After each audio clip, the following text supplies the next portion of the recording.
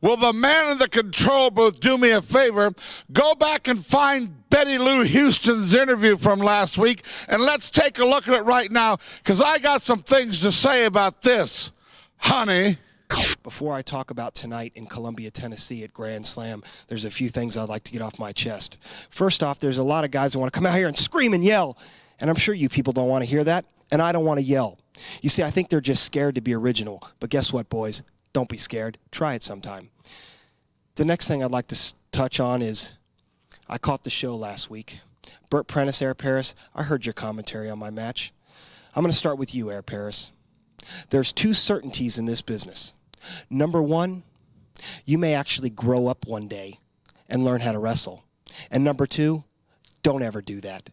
Don't ever, during one of my matches or anybody else's matches around here, come and try and get yourself over by talking about them.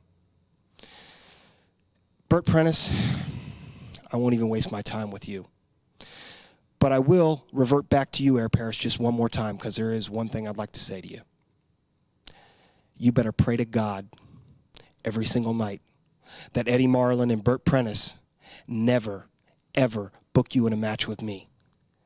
Because I have forgotten more about working this mic and wrestling in that ring than you two will ever know.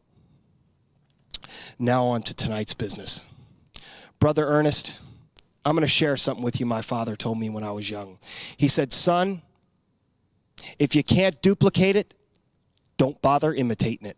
And that's all you are, is a cheap imitation. Kind of like that suit you wear every single week. Just a cheap imitation. Tony Falk, now we're down to business at hand. They're calling this new school versus old school.